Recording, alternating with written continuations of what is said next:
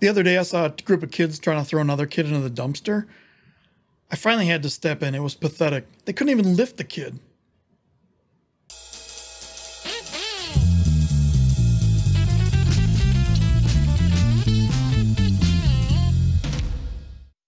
Hey kids, Adam here. This video is gonna kind of be cool. Huey, what are we doing here? Let's go back in time. That's right. We are going all the way back to 2001. The band, Too Far Down. The song, Information. The first song that I recorded on this Blues On back here, shortly after I got it. And I recently got a hold of the stems from my good friend Chris Johnson. So this album was recorded on a Roland VS2480, which was actually an actual DAW, digital audio workstation, which now we call the software that we use like Reaper. But back then it was a self-contained unit. In fact, I'll put a picture up to it somewhere if I can find one. And 24 tracks, actual motorized mixer faders. It was like a mixer and a DAW. It had a little bitty screen. You could connect a keyboard and a monitor to it. You could do audio editing onto it. You could burn CDs from it. And, you know, half the kids are like, what's a CD? Pretty decent piece of equipment for the time. Now, granted, your typical, you know, $500 laptop and a $100 interface these days blows it away. But for the time and for being able to do a recording at home, not having to go into the studio and spending, you know, thousands of dollars on a recording, you were able to do this in your house. And I think we got a really, really good recording. You know, play you some samples in a little bit. A couple issues we had. Actually, let's dive into Reaper here and we'll explain this as we go. Here we are in Reaper. What I have is I have the original track as recorded, mixed and mastered. And then I have the version that I did. Let's just do a before and after on a couple of these spots. And I will go through and I'll put something on the screen to which one is which, and we'll just listen to it. She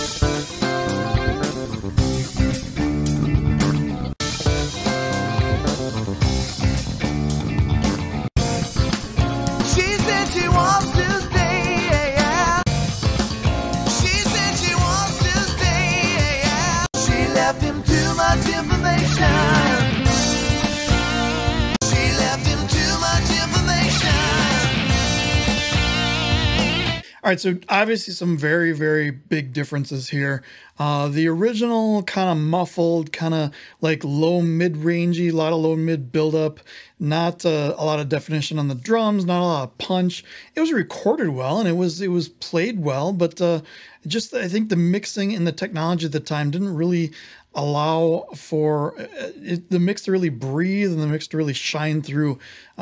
Let's dive in. I'll show you exactly what I did on every piece. We'll talk about some of the issues that we had as we go through, and let's just dive right in here. So for starters, the drums. One of the big problems that we had with the drums was the levels seemed to not be all that great. The punch just wasn't there, and there was a lot of bleed. Specifically through the snare, there was a lot of tom bleed. It was hard to make out the toms. One of the first things I did in editing, and actually the first thing I did in this whole thing, is I gain stage everything. I'll put a card up here to my gain staging playlist. I have two methods, and I actually use the Hornet plugin from the second video on this. It was much easier to get everything just dialed in, perfectly set up. And what it turns out is when we thought in 2001 the levels were too low, some of the levels we recorded were actually too hot. Some of the guitars were actually clipping. Unfortunately, nothing I could do about those. But the drums really weren't too low in volume. It's just that at the time we were still used to like having to peg everything in the analog world to 0 dB, and because we couldn't get the drums loud enough, they didn't really punch through. That turned out not to be the case. One issue was the snare bleed. I'll get into that in a second. And then the toms were interesting. So what I did for the toms, I don't have the original tracks right here. What I did for the toms is I just edited out all the parts. And you can see here, you know, kind of looking around, any part that there was not a tom fill, I edited it out so it wasn't there. I ended up gluing the track back together so it looks like there's still the waveform, but I edited all the parts out so there's no bleed in through the toms except for when there's a fill. I got them to sound okay, and here's an example, like an opening tom fill here. So let's get on to the individual processing. So for the kick drum, I did my kind of typical chain. I did the Pultec trick where I did the boost and attenuation both at 5 at 60 hertz. I did a boost and attenuation on the highs. This time I chose 3K and the attenuation selection of 5. I just thought it sounded better that way. And then I kind of went nuts on the kick in the SSL native channel strip. I used this 8K range and I did put 15 dB on it. It's kind of a Chris Lord algae trick. Just to really get that extra click and things through. I have a 3 dB cut, that 300 to 400 range. This one has to be 380 hertz. I have a pretty big boost at 65 hertz of 11 dB. I have a small high pass filter at about 20 hertz, and then I just roll off with a low pass filter at 14K. And then I'm using the compressor. I have a 4:1 ratio, reasonable release time, and I have a little bit of the gate going on. So we'll do a before and after of all the effects, and we'll go through that. I did then use ReEQ to do a 3 dB cut at 120 hertz because I wanted an extra band. That's where I'm boosting the bass. I'll get into that in a second too. Then I have the Kramer tape. There's the kick in your face preset that I liked, and just kind of put the recording and playback level to match. And then I use this SK10. I'll put a playlist up here to my sub kick. This is a great little free plugin to add kind of that extra thump. So we'll do a before and after just the kick.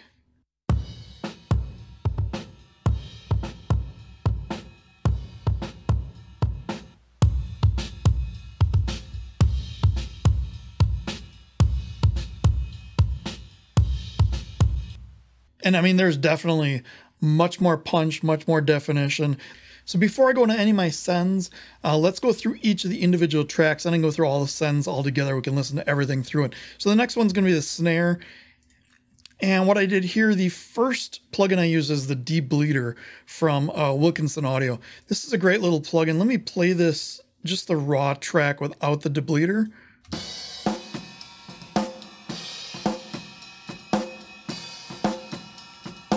And you'll hear that sounds almost more like an overhead than it does an actual snare mic. We're using an SM57 on this. We had it pointed, at the head the way you're supposed to. It was just picking up a ton of stuff.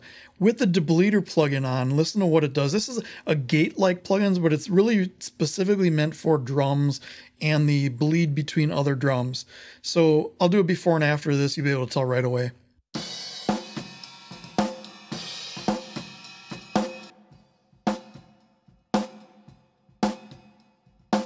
I love this plugin. It was like 30 bucks, maybe 40 bucks. I definitely recommend this one for getting your hi-hat bleed and your cymbal bleed and things like that. In fact, I will do a video in the future comparing a number of methods of getting specifically hi-hat bleed out of a snare, and I'll use this track because I think this is a really good example. So from there, on the snare, I've been using the Schoeps 1073 lately, and I add some preamp. I add like 5 dB of the highs. This is like that 12K, and it really gives like the snap without being harsh. This 1073 has a really good way of not making things overly harsh. Mids, I put it like 72 or 7.2K of another 5 dB. Lows, I kept it this 220 band at almost 5 dB. And then this high pass filter, I put at 80. I thought 160 was too harsh and took out too much of the kind of thump of the snare, and then I just cranked up the input and output gains to match. For compression, I use the CLA2A. In the past, I've used a lot of 1176 on snare, and I've kind of had this philosophy of if it's a faster instrument like a snare or say piano or slap bass, I use the 1176. If it's a slower like a distorted guitar type thing or a synth or a keyboard, I use the CLA2A. But I saw it in a video and I decided to try it out. I really like the way this works on snare. It's you don't crush it like the 1176, where the 1176 kind of tends to make it really pingy. This kind of keeps the original sound while still compressing and still making it even. From there, I added the Kramer tape. I just chose the snare preset and dialed it in, and then JS saturation, put it at 100%. We'll do before and after all the effects.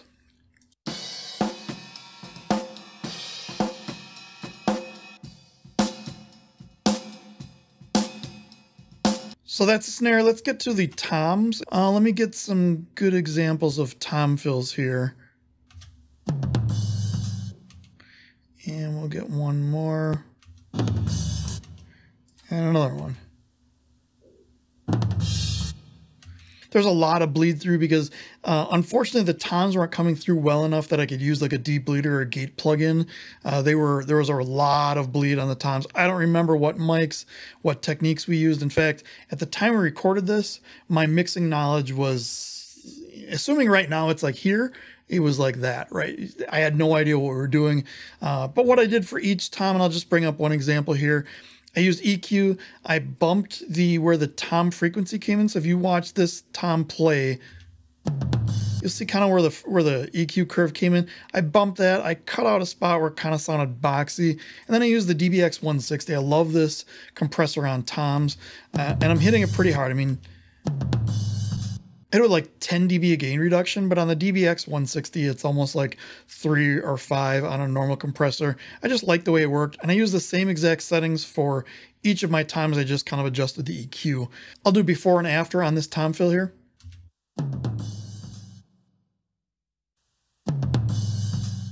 So they come out more, there's much more pop to them, there's much more oomph and boom, and they sound more like a drum. Let's go on to the overheads. And what I did here is typical what I do. I do just a big high pass filter. I did it at 400 hertz. What you can do is you can put a high pass filter at like 100 to 150 and then do some cuts in the 300 to 400 range. What I found is if you put the high pass filter all the way up, you get rid of all the low end from the snare and the kick, because you want the snare and the close mics to really handle those. You don't want this to really handle it at all. And then I did 2 quick bumps. I did one at 3500, I did one at 8K, just a 1 dB and a 2 dB bump just to get those highs in there. Sometimes I'll do a high shelf. This I felt sounded better with just individual bumps. Then I use the SSL comp from Waves to get some compression in. You about 3 to 4 dB of gain reduction, and then I use the Kramer tape, and there's a drum kit preset that seemed to work really well. Here's a before and after on the overheads.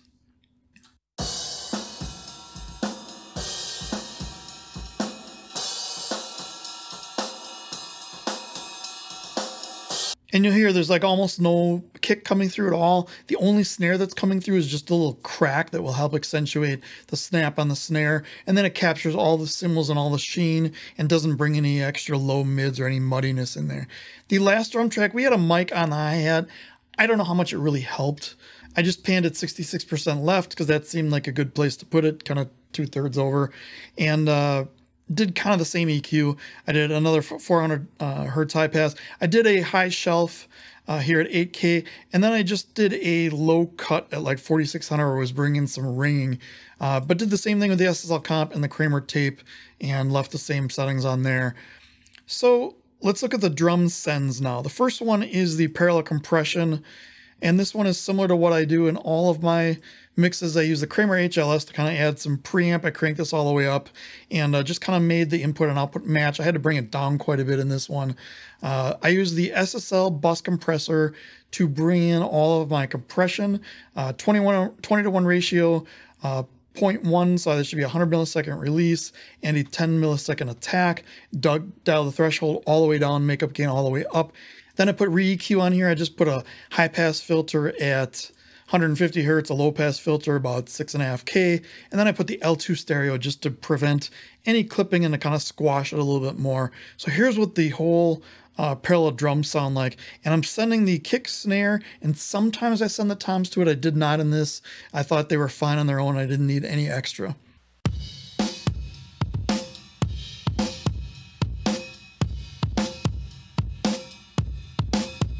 And I'll play the whole kit with and without parallel compression.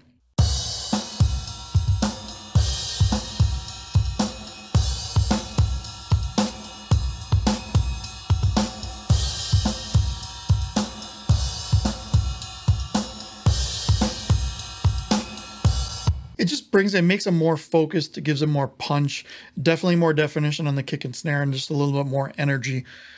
From there, we go to the drums exciter, which is used on the snare, on the toms and on the overheads. What this does is this will bring in like harmonic frequencies that aren't EQ. So it can accentuate your high end. It can bring out your high end without adding the harshness that EQ can bring out. I use the Waves Vintage Exciter, the Aphex Vintage Exciter here. I use some EQ just to bring off the high and the low like I do in a lot of things. And I use the limiter again. All I did was put an out ceiling of -1. I didn't dial in any threshold here, just in case anything clips over it. I didn't want that to happen. Here is just the drum exciter channel. And again, this is snare, toms, overheads, and then the hi-hat.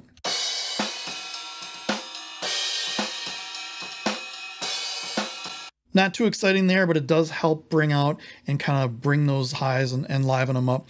Next one is the clipper. This is the Abbey Rhodes saturator that dials in essentially some distortion, and actually using the preset called Drum Room Crush, or at least started with it before I dialed it in. And then I'm using the SSL channel for bringing up some highs and high mids and cutting out a little bit of low mids and using a lot of compression on it. And then the L2 again for some compression and to tame the peaks. Here's what that sounds like. This I brought pretty low in this mix because I thought it didn't need it as much.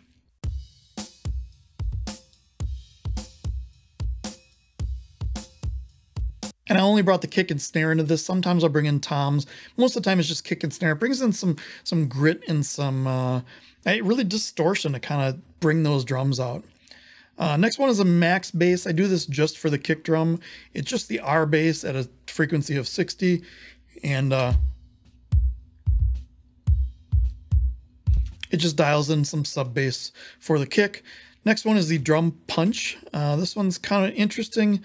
I use the JS Transient controller at 100%, and what that does is if you render out the wave before and after, it just brings up the transients. It takes, you know, your waveform and shoots them up so that I can then kind of process those individually.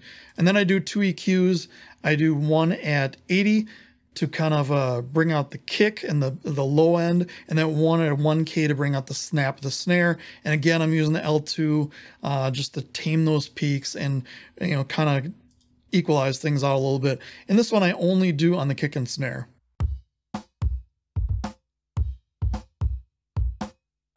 And again, what that does is that brings out the thump in the kick and the little snap in the snare. It's not much, you can almost barely hear it. If you turn it on, it's kind of negligible whether you can really hear it or not, but with all the addition of all the other little things that I do, it just helps bring out the crack in the snare and the thump in the kick. Next one is the gated Verb, and I'm sending just the kick and snare to this. Again, I'll send toms to this every once in a while, depending on the mix, depending on how the toms are recorded. This is the Abbey Rhodes plate by wave, and I just kind of dialed in a setting that I thought sounded good. And then I'm using the C1 gate from Waves to gate out, do that kind of that 80s gated Verb sound. And here's what this sounds like.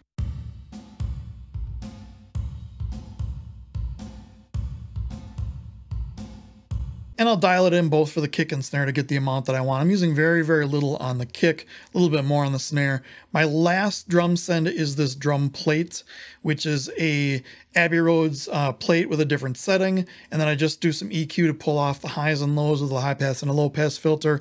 I send this to I send the snare only to this. Occasionally in mixes I'll send something else to this, but for this song, it was only the snare. This is what the Verb sounds like.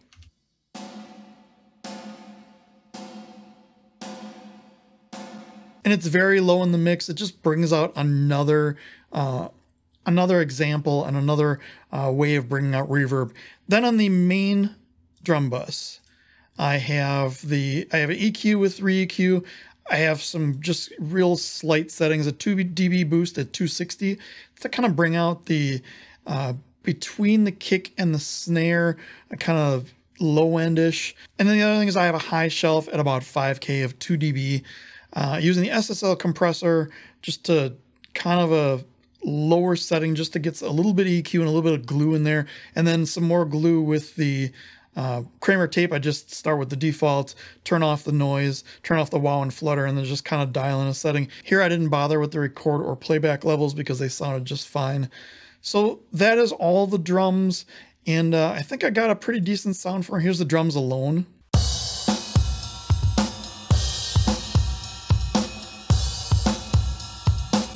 And I'll put this recording up to anything recorded today 20 years later for a home recording, I think they sound just great. Let's move on to the bass. So one of the issues that I had in the original recording is that I didn't feel the slap bass parts stuck out enough compared to the fingerstyle. These were all recorded on one track all the way through. I did some punch-ins here and there like you would do in normal recordings, but I didn't record like the slap parts separately. These days, I'll usually record the fingerstyle and the slap separately, and I'll dial in maybe some more compression on the way in on a slap bass part just so I can even out the performance a little bit more, and I'll leave the fingerstyle usually clean without any compression on it. So what I did here is I just kind of simulated that. I took anything that had a slap part, put it on a separate track. All the fingerstyle stuff was on its own track. So the first thing I do on bass is I put the Kramer HLS. I dial up the preamp somewhere between 40 and 70 depending on what it sounds like, and I take this mid at 0.7, which is 700 hertz, and I add 2 dB to it. I just put that on the main track. Sometimes then I will dial in the input and output to hit about 0 dB on the VU meter, but it sounded fine, so I didn't adjust that at all.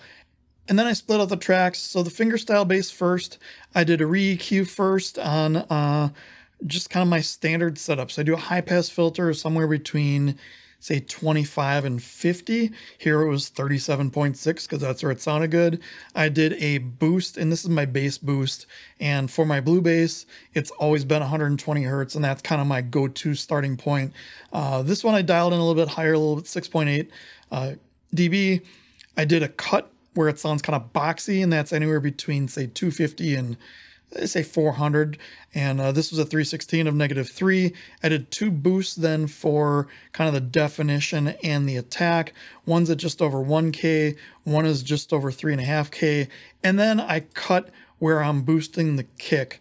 And here I cut at 60, even though I'm boosting the kick at 65. It still sounded fine. Did a 3 dB cut. For compression, I did double stacked 1176s.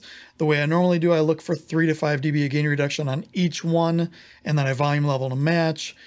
Saturation, I did JS saturation first, just because I thought it sounded better this way. And then I put Kramer tape. I did use the clean bass DI. I've talked about this in the past. In fact, I put a card up here to how I process my bass. I like the dirty bass DI on clean bass, but here, this had more of a, I dare use the word fusion feel to it than more of a funk feel. I think funk has that like P-bass dirty sound. This one I actually use more of the bridge pickup on my bass and played over the bridge pickup for my picking hand. So I wanted to use the clean bass DI and kind of accentuate that. Let's listen to some before and after of the bass. I'll just do the verse here.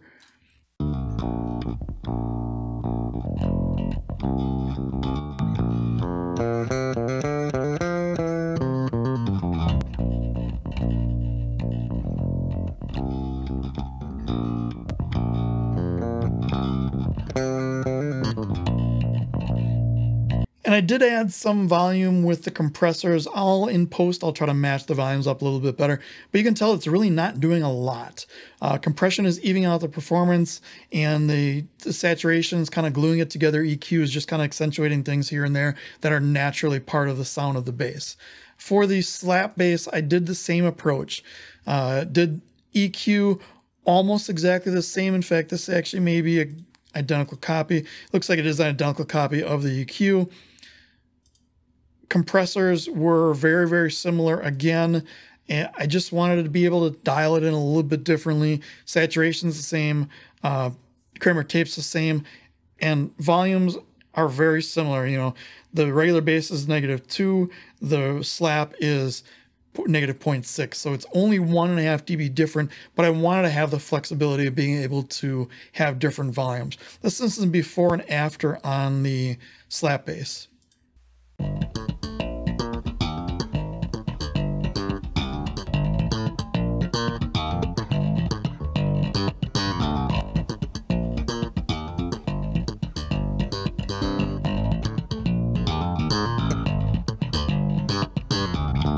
So that's it for bass. One thing I didn't mention in the drums is I'm using the short reverb, which that's my kind of go-to strategy for gluing things together. I put my short verb, which is also a room reverb, on everything.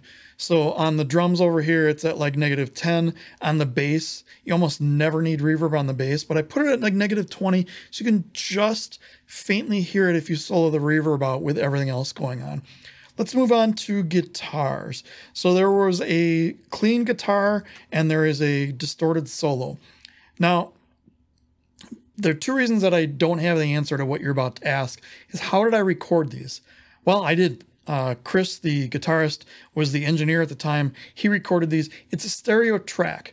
Now, I know he was playing a Les Paul. I know he was playing it through a Marshall TSL 100, the triple super lead. And I know he had two cabinets. So my guess here is that he had two microphones, one in each cabinet. And that's how he put it into a stereo track. That's how I get the stereo. It does not sound like a double track performance to me. And also the solo is also a stereo track, so I'm guessing that's what happened. And so I don't have like the double tracked, how to get wide guitar, cool things that I have. So I had to kind of improvise, and I have some things in here that I used to get there. So first off, the clean guitar in the verses, and actually in the entire song. This Shep 73, I've talked about this before, is kind of magic on guitar. I added some preamp. I actually took off a little bit of the highs. I thought they're a little harsh. Part of that may be from the fact that it clipped just a little bit going in. I added this mids, the 1.6K, and I just dialed it way up at 5 dB. I added some lows here because I thought they needed them at 3 dB, and then the high pass filter at 80 Hertz. I used a CLA2A, 3 or so dB of gain reduction, and in the Kramer tape there's this rhythm electric guitar preset. I started there and I dialed things in, and then I added my long reverb to it and the slap delay because I thought that would make it a little bit expand more and kind of more 3D depth to the guitar sound. Since there's only one guitar, it was only a 3-piece band, and we didn't really have anything else to fill in there. And then on the guitar main channel, I put it through my short verb and the exciter. Let's do some before and after on just the rhythm guitar.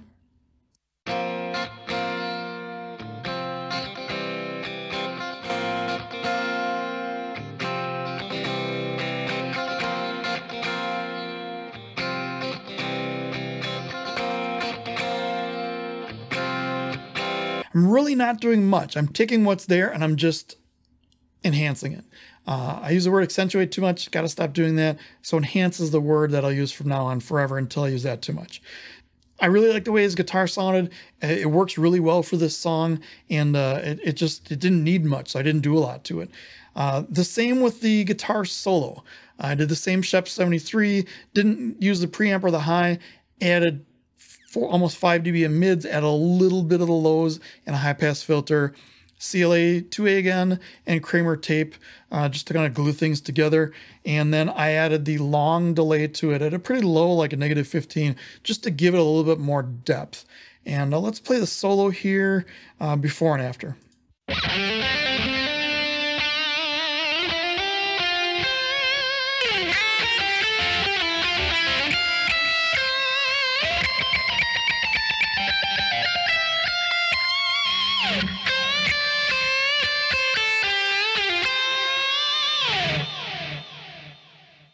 And that little delay was part of the original recording. I have no idea why it's printed on the track, but it sounds awesome, and I'm glad he left it in there. So that's it for guitars. Guitars are easy in this video. Vocals are actually the easiest in almost any video I've ever done because there's one lead and one background, and it's both the same voice. So let's look at the first lead here, and we'll just look in the first verse. I did the SSL channel. This works great on vocals. I really like the sound of it. I did a high pass filter up at 90. I did a 8K boost at 4 dB. I did a boost of 4.5 dB at 4K. I did a boost of 4 dB at like 1.4K. So I'm hoping what you'll do when you watch my videos is you'll use some of these techniques and try them in your own mixes and find that where things may work better than what you've done in the past. That's what I did. There was a video that came out. I actually don't even remember who did it. It might have been a Waves video, but it was on how to process vocals.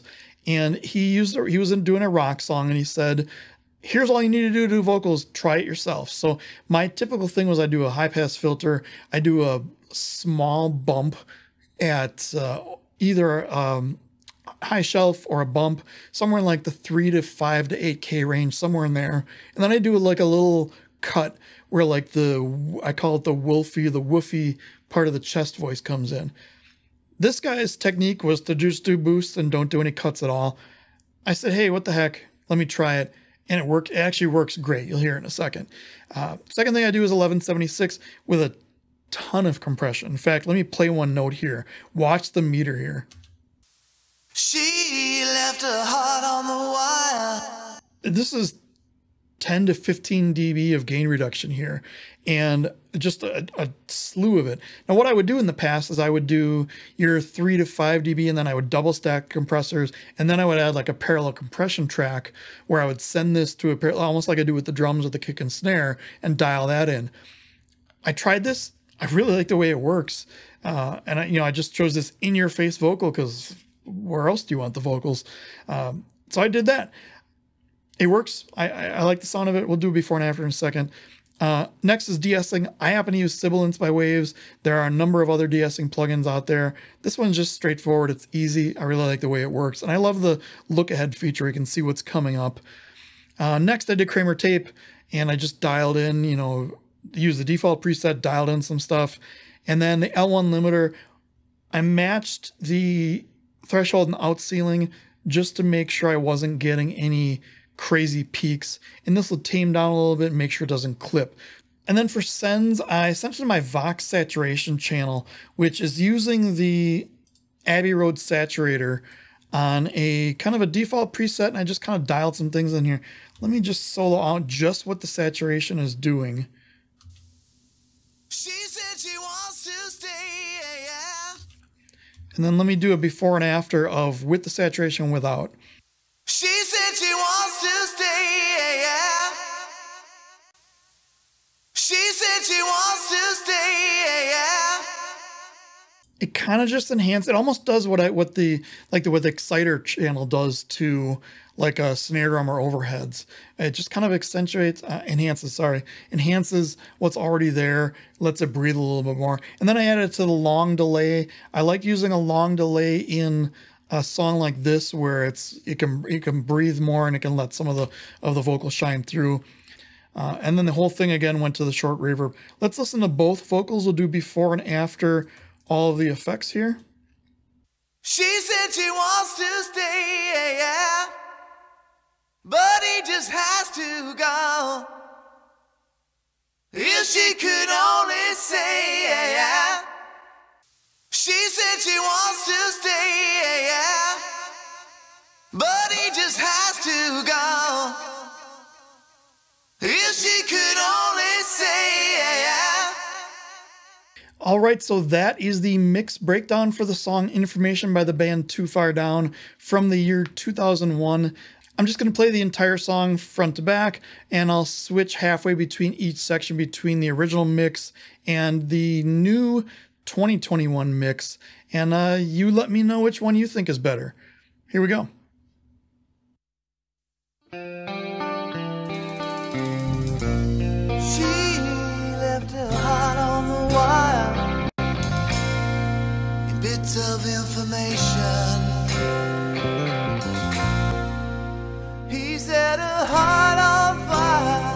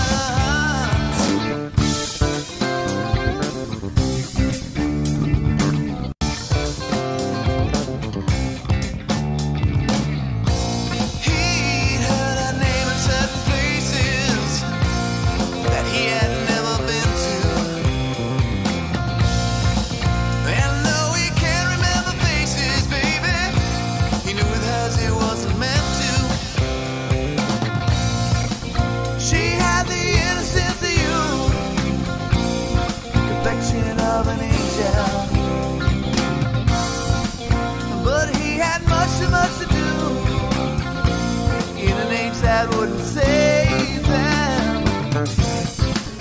She said she wants to stay, yeah, but he just has to go. If she could only say, yeah, say what he wants to know. He wants to call her name, he wants to touch her face. He'll never be the same. She left him too much information.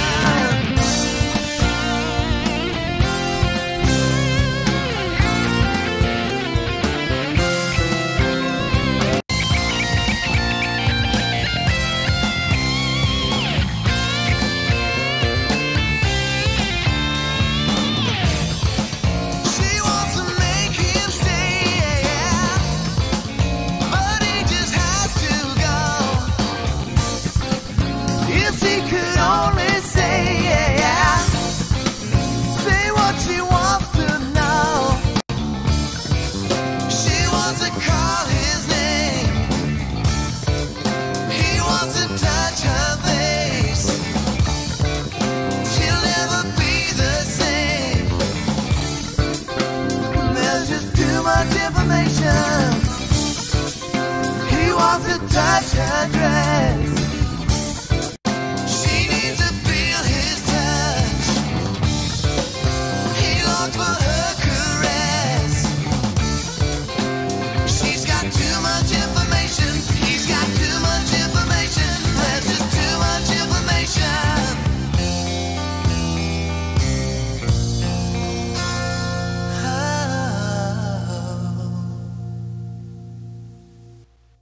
So there it is, the before and after. I think you can definitely tell the before is pretty muddy. Not a lot of definition, not a lot of clarity. The after almost, when you compare it back and forth, it almost sounds too bright. But when you reference this to other songs, you'll find it's right in the sonic range. What I will do, I will put this on YouTube under this channel. I'll put a card to it up here. I'll put a link in the description to the full song if you want to listen to the remixed version. So let me know what you thought. Did you like the original mix more than the new one? Did you like the new one more than the original one? Do you hate both? Do you love both? This is a really fun song for us to do. This is, like I said, this is the first song that the band we wrote together. It was actually from one little piece that the drummer and I worked on prior to the guitarist Chris joining, and this is the first thing we recorded. This was kind of our go-to song for the album that came out at the time in 2001. Let me know if you're interested in more of this. I have stems for one more track, trying to get my hands on a third one, and I might do something interesting with that one. More to come on that. I don't want to spoil anything in case it doesn't happen, or in case it does happen, I don't want to ruin the surprise. So until next video, make sure you like, comment, subscribe.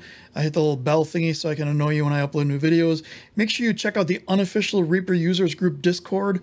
We hit 1,000 users sometime in the last couple months. We're at almost 1,500 now. It's a great place to share your music, to talk about mix critiques, general things, plugins. We have scripters on there. We have some big names in the Reaper community on there that visit us from time to time. And it's generally all a good time if you want more of an instant answer than what a Facebook or a Reddit group can give you. Until next time, have yourselves an amazing week.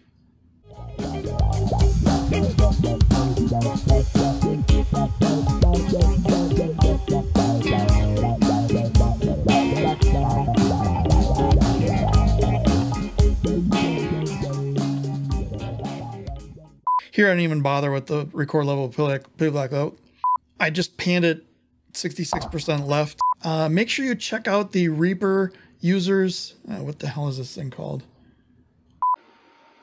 So then what's going on here? Great Scott.